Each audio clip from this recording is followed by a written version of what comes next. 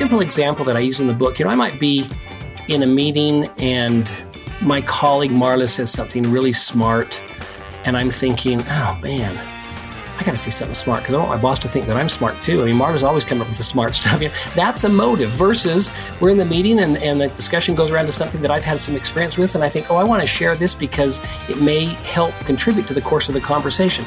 Two different motives, and these are very subtle examples, but you do have to pause because we all are so busy and we go on autopilot. You have to pause and say, what is my real motive here?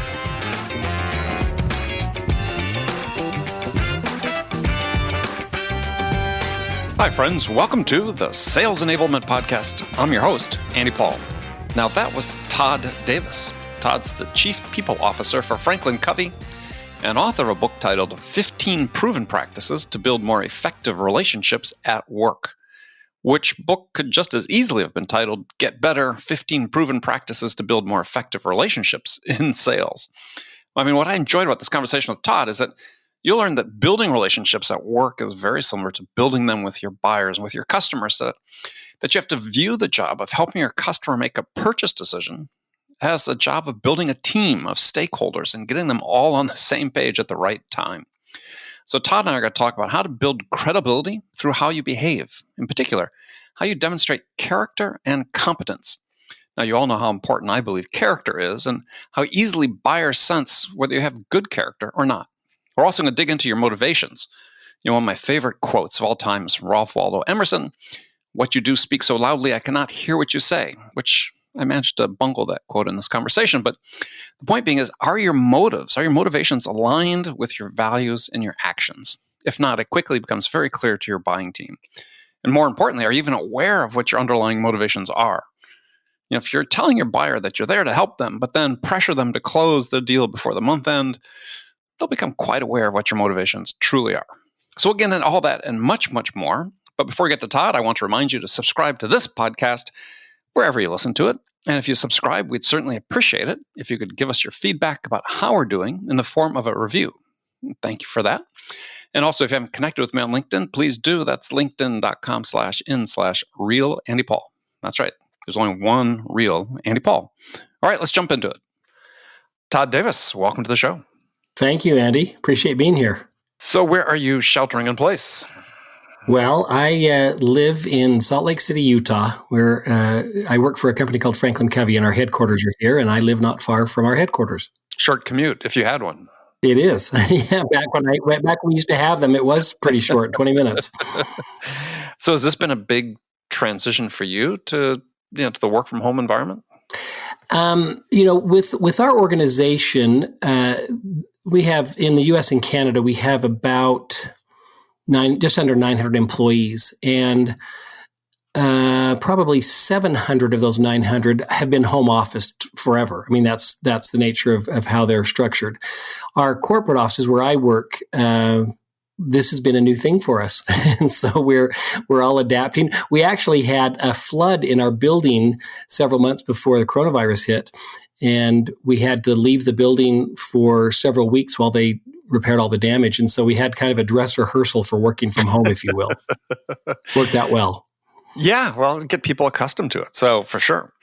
Well, we're going to talk today about one of your books that you've written called Get Better, 15 Proven Practices to Build More Effective Relationships at Work. And I picked this up originally a couple of years ago. And because, my philosophy of sales is that it all starts with the human-to-human aspect of sales, making that connection, building that relationship, which, quite frankly, is not in fashion with some people in sales these days. So I sort of retitled your book, Get Better, 15 Proven Practices to Build More Effective Relationships in Sales. So what I thought was interesting about, several things interesting about your book, but one of the things is that as you talk about building teams, what you're really talking about is building yourself. Well, that's exactly the approach I took. I've been, as I mentioned, I've been with FranklinCovey for about 25 years. In the last 16 years, I've been in the role of Chief People Officer. And in that role, I've observed and coached leaders and others at all levels within the organization. And And while we talk all the time about how important it is to hire the right people, have the right people on your teams and in your organizations, it's actually the nature of the relationships between those people that is any organization, certainly a sales organization's true competitive advantage. And so that was the premise for the book, and that we are most effective in influencing others when we start with ourselves. There was a play, if you read the book, written by Jean-Paul Sartre back in 1940, and the play is called No Exit. And he just very quickly, the play begins with these three people, these individuals in the afterlife, and they're in this room, trapped in this room, why it's called No Exit. There's no doors, windows are bricked up, and they start to irritate each other, as any of us would. And because they irritate each other, they try to change each other, and it doesn't go so well, and it only escalates their frustration. And they slowly come to realize that, they're in hell. They thought hell was fire and brimstone, but no, hell is actually other people. And so it's Thanksgiving dinner. That's right. That's exactly right. And in his play, he makes the point that in this room, there are no mirrors, meaning that what would benefit these people best is if they would look in the mirror and decide what they need to improve upon, or where they need to change, or where they need to get better, as I titled the book, to most effectively influence the other person. And this idea of influencing others, and you bring it up, is regardless of the profession, but we're going to talk specifically in the sales world right now, is bidimensional. You are building a team inside the company, and there is a requirement as an individual to be able to influence others in order to get your job done. And just as you have to influence your buyers and your prospects to help them make the right decision for purchasing your product. Agree 100%. I mean, when people hear the word relationships or building effective relationships, many think, well, that's a nice to have, but I've got a lot of, work to do, or I've got a project to complete, or I've got this revenue I've got to bring in, and don't really have time to stop and talk about relationships. But just to your point, unless you are, I don't know, a pro golfer, or maybe you run a company where you are the only employee, well, the rest of the world, we all get our results with and through others. And so developing and continuing to improve upon these effective relationships is much more than just a nice thing to have, but it's really, really foundational to achieving every one of the important goals that we're all trying to achieve. Because again, we all get results with and through others.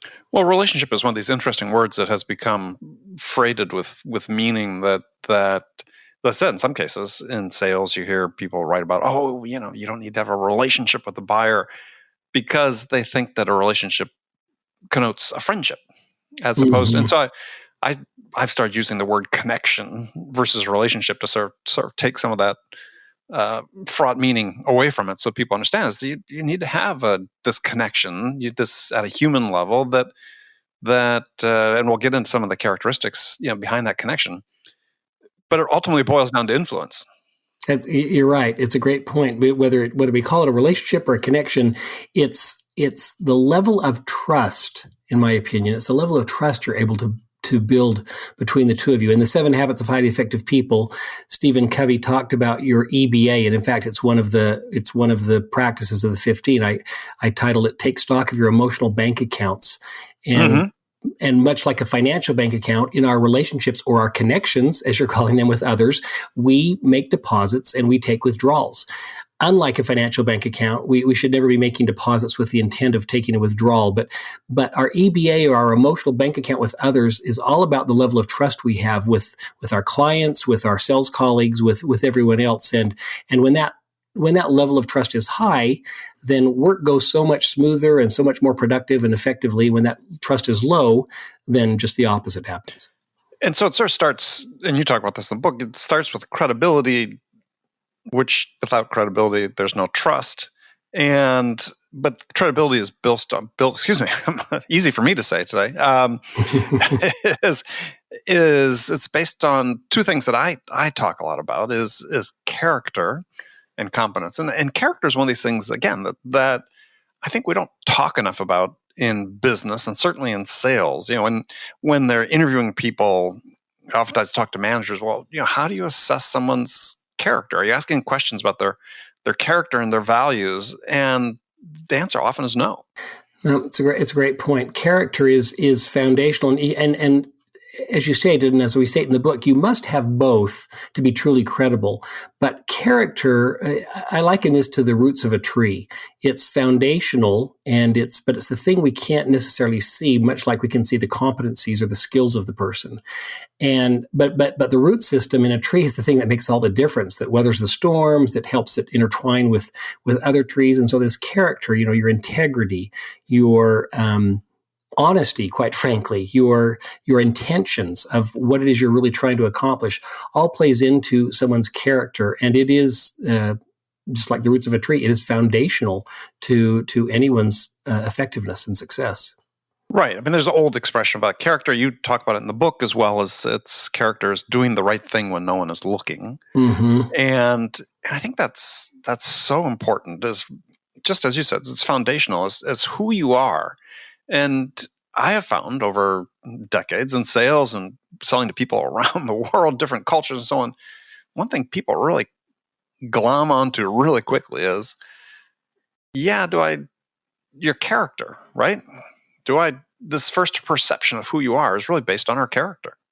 I agree. It's we're a sales organization as well, and we have the term we use for our salespeople, where many call it account executive, we call it client partners, just to reinforce just what you're talking about. Does the client feel like you're really here to help me, or are you here to sell me something?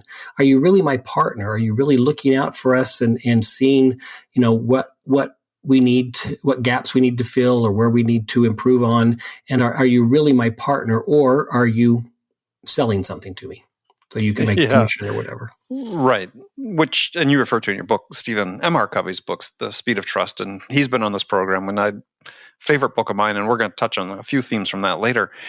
You had an interesting story in the book about how character doesn't mean that you're perfect. And I think that this is something that people oftentimes mistake, is think, if they're in sales, they think, if I make a mistake, I'm just going to screw up. And they then become sort of paralyzed by this idea that they can't act in a way that's authentic to them because they're afraid of screwing up. And so, if you don't mind, tell us the story about the missing contract. Yeah, well, I'm just chuckling because it was an embarrassing time, but it was a huge lesson in character to me. I used to work in the medical industry, and I was in charge of putting contracts together with physician groups that we would use. And this is, again, I'm not a spring chicken, and this is back in the day when we actually used typewriters and there were not electronic files. And this particular contract was going back and forth between our company and the contracted physician group. And we were making changes and edits. We had a deadline when we needed this group to start seeing our patients. And again, I was a young manager, and all of a sudden we're down to the final wire. We have a couple of days left, and the contract went missing, and nobody could find the contract. And they swore they had given it to us, and we swore we had given it to them. I remember specifically seeing it and giving it to this woman by the name of Linda Meek. If she ever hears my presentation, she'll never forgive me, but I remember giving it to her. Yeah, that's right. And so anyway, everybody was frustrated. A lot of work had gone into this, and there was no copy of it. Well, the clock was ticking, and so we just all threw up our arms and said, okay, we got to quickly put another contract together. Unfortunately, back then we had good memories, and so we put in a lot of work, some long days to recreate this 20 pages, I recall it, 19 or 20 page contract. Got it all taken care of in the nick of time. People got over their frustration, and we got it in place, and this group of physicians started seeing our patients. Well, several months later, I was working in my office. Now, again, I keep reminding you, I was young at the time, okay? I was young. And I was looking for a particular folder or something, and I went to pull these papers out of my desk, and paper clipped to the back of these papers was the missing contract. And I was sick to my stomach. I just was thinking about all that anger and those people that had to do all that rework, including me. And I joke when I'm telling others this, my first thought was, I wonder how Linda Meek got this put back in my drawer. But anyway, I that night I went home thinking, gosh, maybe I should just throw it away. Everything's moved on, and I don't want people to know that I was the culprit, but I don't know why. And I say this with humility. It wasn't because I was some high integrity person at the time, but the next morning I picked up the contract and I walked down to my boss's office. His name was Al Yenchek, Dr. Yenchek. And I went in there and I said, Dr. Yenchek, you are going to kill me. And he said, what? And I showed him the contract, and he looked at the contract, and then he looked at me, and then he looked back down at it, and he says, well, I'm impressed with you, Todd. I think I would have just thrown it away. And we both laughed. And then we talked about, the mistake I had made, and the way he treated me that day. And more importantly, the way he treated me going forward after that day just taught me volumes about character. That, to your point, Andy, it's not about being perfect. It's not about never making mistakes. It's about owning up to your mistakes. It's about having the integrity to do the right thing and to admit when you're wrong and to, do your best to try and not make that mistake again. And I've never forgotten that lesson, and I'm far from perfect, and I continue to make mistakes, but I do try and own them, and I try and do the right thing the next time and learn with each mistake. And such an important lesson for sellers, because in the course of selling any product or services, we say a lot of words and they aren't all right. Right? It's a good point. Hard to get through a sales process without inadvertently misrepresenting something that maybe you have a spec wrong, or maybe you misdescribe what a feature does and the benefit they might get from it. And too often sellers just want to cover it up. And when you do that, then you just get lumped into the pile of sellers that everybody thinks the way sellers act, right? Instead of distinguishing yourself by saying, yesterday I mentioned this. Yeah, I apologize. That's not the way this works. Let me explain to you and walk through it with you how this does work and what you'll get out of it. Customers remember that. That accrues to your benefit. I couldn't agree more. In fact, when we go into recovery mode from a mistake we've made, often we will build more trust than if we hadn't made the mistake in the first place. Now, ideally, we don't make mistakes, when we're working with clients, but when we do, and the way we handle that, and I think about my own experience with places that I've bought services from or goods from, and when mistakes or errors have been made, the way that they have gone or not gone about recovering from those has a tremendous influence on my wanting to be an advocate and a cheerleader for them going forward. Yeah, I had a boss at one point suggested that you should actually deliberately make mistakes in order to accomplish exactly that. Is that you create a situation where you inject some errors and then come back and say, look, we made a mistake. I want to make sure we covered this, that everybody's clear. And I don't think I ever did that intentionally, but you can see where it might work. Yeah, it's a good point. So we talked about character and competence make up credibility. And you had a good story, a sales-related story, actually, in the book about competence. But you start saying that people think that strong character can make up for a lack of competence. And I agree with you. That's not the case.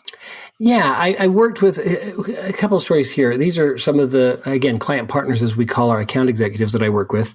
And I worked with one who was amazing at just all of the nice things that you want people to do for you, remembering your birthday, asking, last time you talked, even if it had been 6 months ago, saying, hey, now, your son was ill with the flu. Did he recover? Is he doing okay? Or whatever it was. This person just had this amazing memory and very thoughtful, extremely thoughtful. And that was a great quality. But what I started to learn, the more I worked with this person, is that they I don't know that it was intentional, but their whole life, because they had been that way, they hadn't spent as much time or energy focusing on building and developing their skill set and their competency. And I bet in certain situations, they were able to get by with just this tremendous amount of thoughtfulness and consideration of others that made everybody like them. And so they continued to, have work and be hired.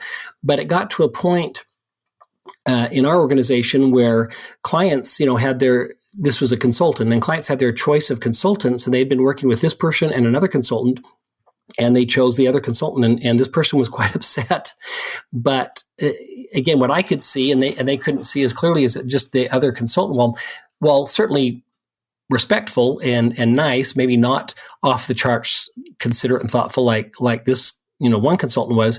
They had the skill set and had kept and continued to invest in themselves and keep up on their skills, that they could really provide that value. And so it's why I make the point that, you've got to have both character and competence, and a whole lot of one doesn't make up for a lack of the other. You've really got to be strong in both.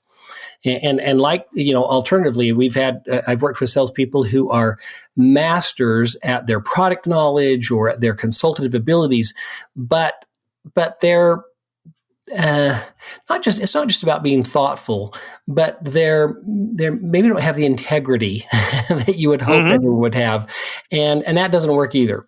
And so it's really a careful balance of both. Yeah, I mean, you in your story about Craig and Marta in the book about Craig, who they were sort of up for contention for taking on a project, and Marta won over Craig. But you said that Craig had allowed his competence to wane, and this is such a critical thing for sellers. And I spent a lot of time on my soapbox on this show talking about it.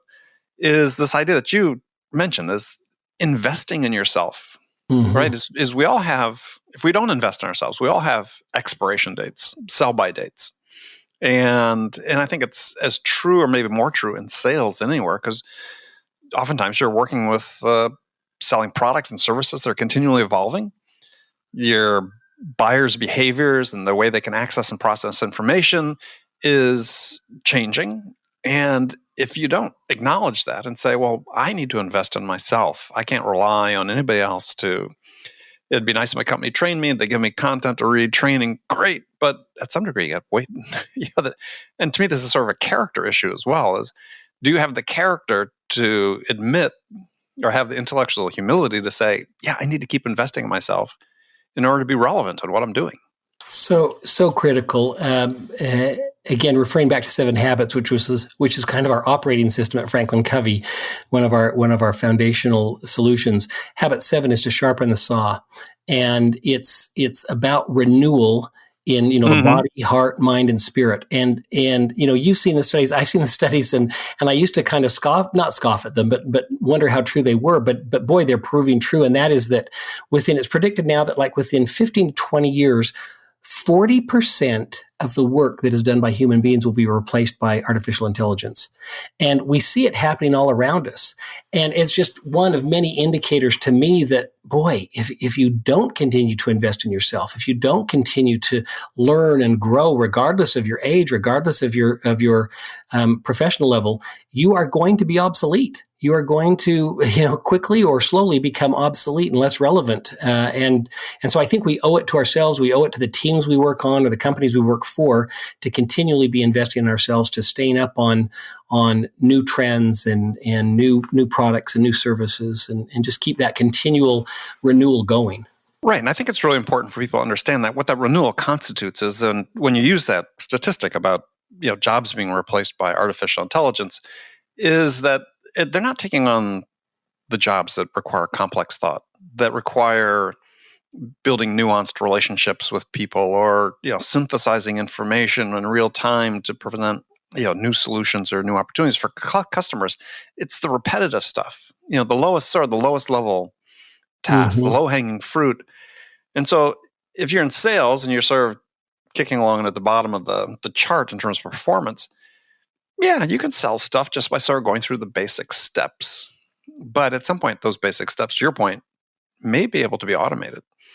And so you got to look at higher level skills. What are the things that you can invest in yourself? It's not just going to be knowledge as much as sometimes about how you think, how you perceive the world. Exactly. Okay, so we've talked about that. I mean, in credibility, this whole idea of reinvention and renewal, when I talked with Stephen M.R. Covey on the show, I forget the stat he used, but it's the number of times you basically have to reinvent yourself. It's like, I think he used the stat in his book, is every 2.5 to 4 years, something like that. You pretty much have to reinvent yourself in order to stay relevant. And I think that I like that term reinvention perhaps better than renewal, but because maybe it's more descriptive in my mind. But I mean, I look in my own career is in sales over decades here. I'd counted it out the other day. I think I had maybe 8 or 9 significant reinventions of myself. From being a field salesperson to being a marketing person, basically, to working at my first startup that I'd never worked at before, and building a sales channel, to being a VP of sales at a high growth startup. All these steps along, being a consultant, being a podcaster. These are all things that require investment. And if I hadn't done it, I would have been irrelevant a long time ago. Left in the dust. Yeah, no, it is a continual, and I love the term reinvent as well. It's a continually ongoing involvement, and it's not, when we say we've reinvented ourselves every 4 years, it's not like, okay, we do this and then we stop, and on this day, here we go, and now I'm switched again. It's this ongoing, evolutionary thing, week to week, day to day, where we smart people take their time as they put together their weekly plan, what they're going to get accomplished, that they block out time to, read that journal or read this additional book or take this course or whatever. And so it's this ongoing process that I think benefits everyone to really buy into and be participating in. Another big theme in the book, and you alluded to it earlier with when talking about integrity being so important, and that really gets down to your motives, right? Your motivations and how transparent you are.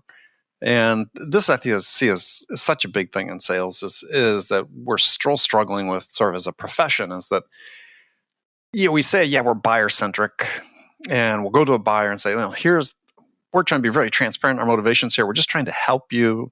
We're here to help you make a good decision. And then we get to the last week of the month and it's like, yeah, but if you close in the next 5 days, we're going to give you a big discount. Yes, I think we've all been there. Right. And that's endemic to the way we do business in sales.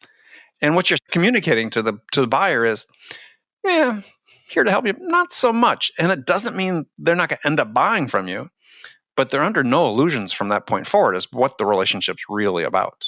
Exactly, and what your real motives are. Practice number 9, as you mentioned, is called examine your real motives.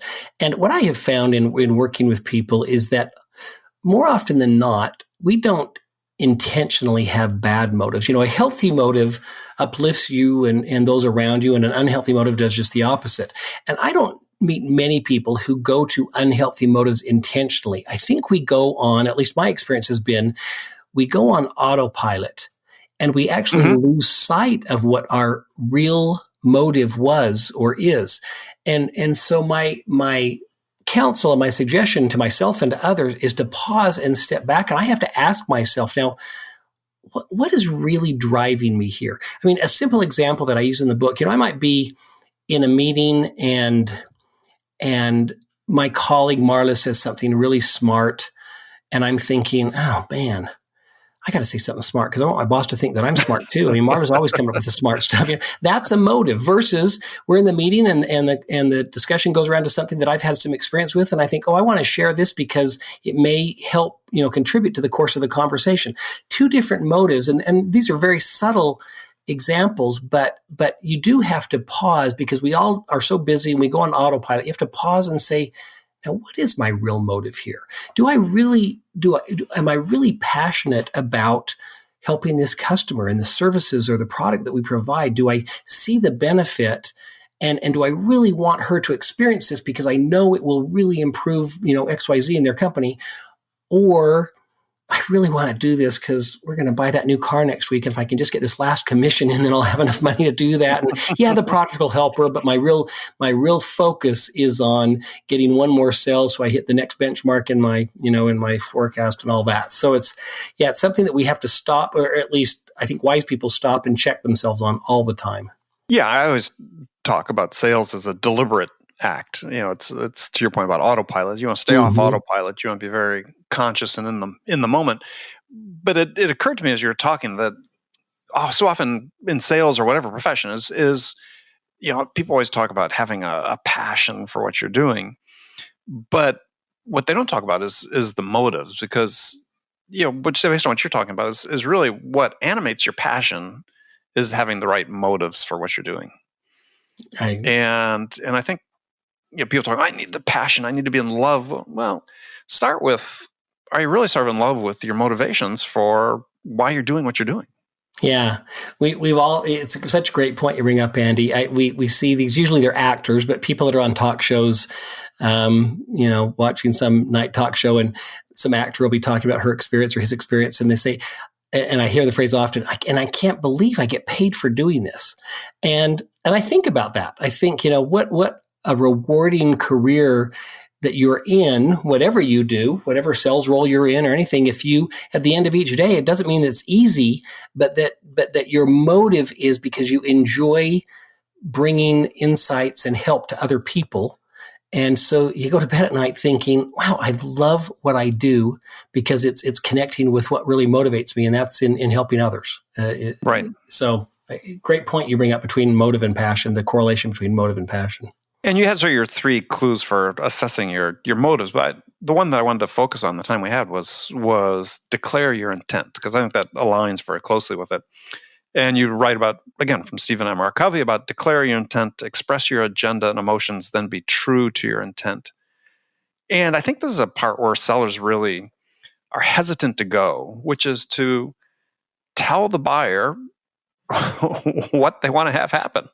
Right. And how they're going to help them. Right. It is such, and I learned this valuable approach and concept from our good friend Stephen M. R. Covey. That's the gentleman who actually hired me 25 years ago at what was then called the Covey Leadership Center. So he was my first boss, and he's just an amazing human being, an amazing author, and really the expert on trust, global expert on trust now. But I learned very early on in my career with FranklinCovey that this importance of declaring your intent up front. Now, I'm in, as I mentioned, the chief people officer role at FranklinCovey, so I get to have a lot of challenging and difficult conversations with people who are maybe on a performance plan, or there's been some other big issue involved. But I have found, and it plays out true with customers as well when you're in a sales role, if you will begin every conversation, at least every emotional conversation, with declaring your intent. When I'm sitting down with somebody to have a tough conversation, it will be, hey, Cindy, I want you to know, well, we're going to, we have some tough things to talk about. I want you to know my only intent is to help you be wildly successful in your role.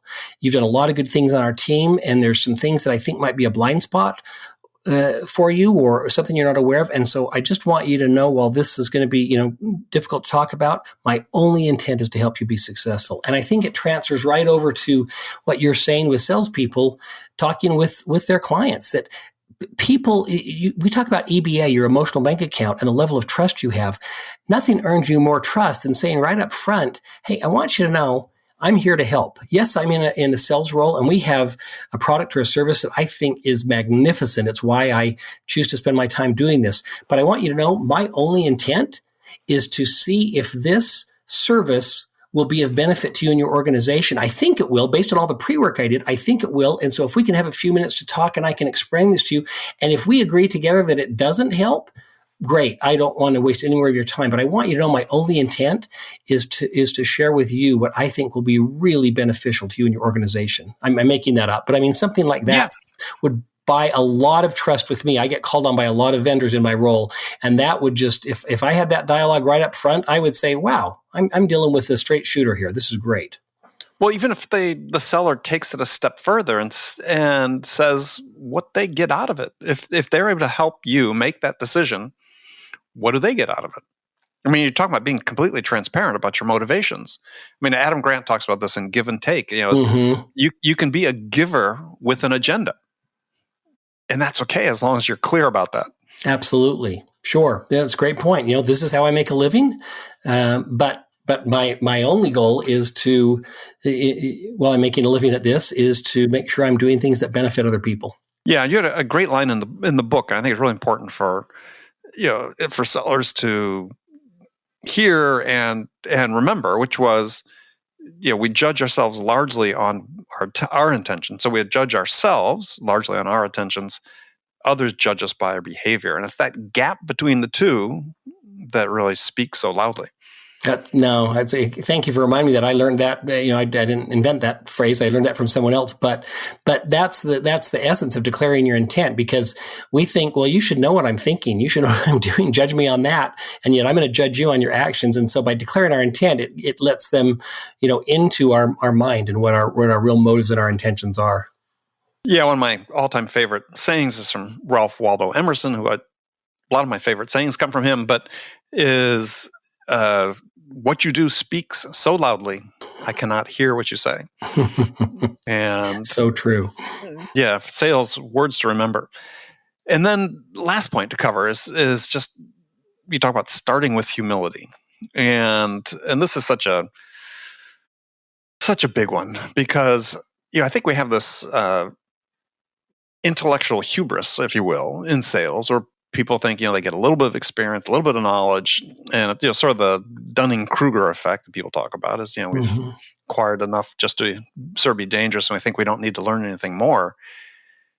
But that is really the lack of humility you're talking about. It's not this self-effacing, self-deprecating definition of humility that we talk about. It's really an intellectual humility.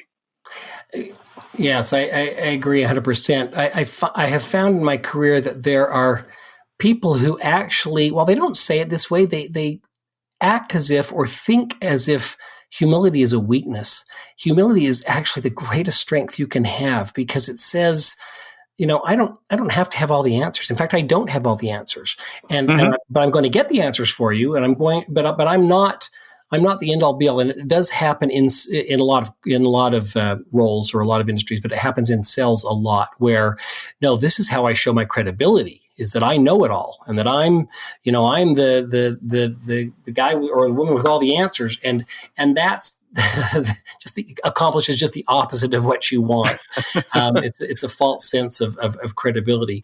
And again, you can't be the "aw shucks, I don't know anything" kind of guy, and the martyr. That's not it either. But humility is this quiet strength that says, "Look, I've really paid the price to learn as much as I can about your company and what your needs are, but I don't have all the answers. I have integrity, and I'm going to make sure that we, deliver on what we promise we can deliver.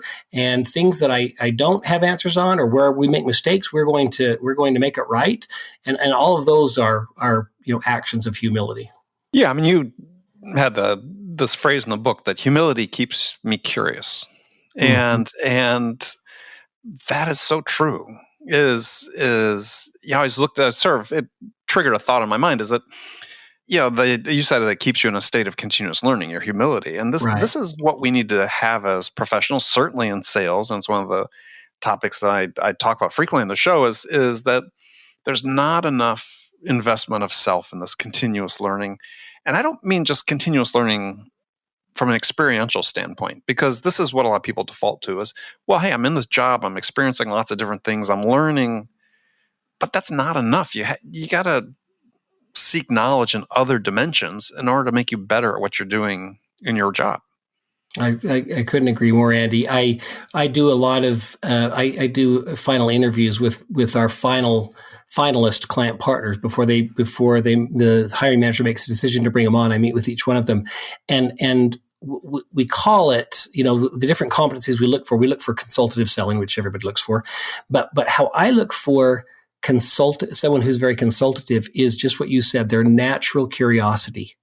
They ask a lot of good questions, not because every sales course tells you to ask questions, but because they're naturally curious. And that speaks volumes to me about how consultative they're going to be, and honestly, how humble they are.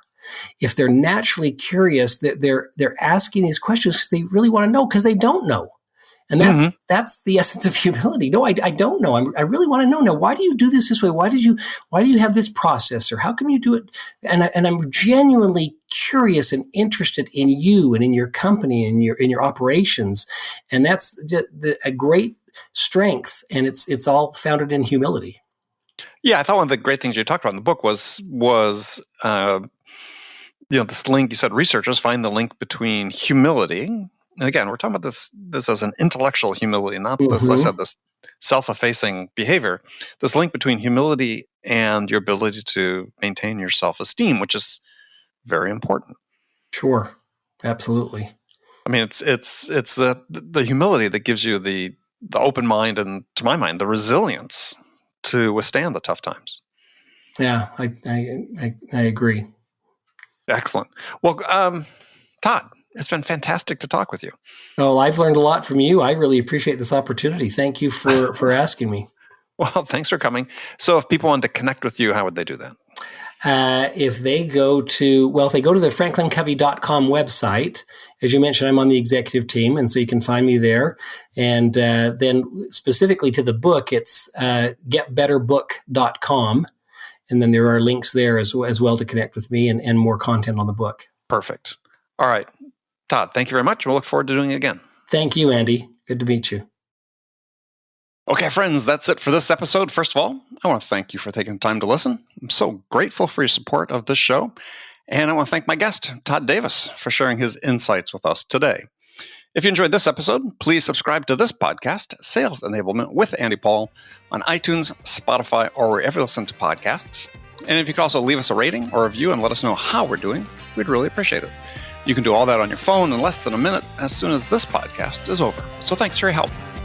And thank you so much for investing your time with me today. Until next time, I'm your host, Andy Paul. Good selling, everyone.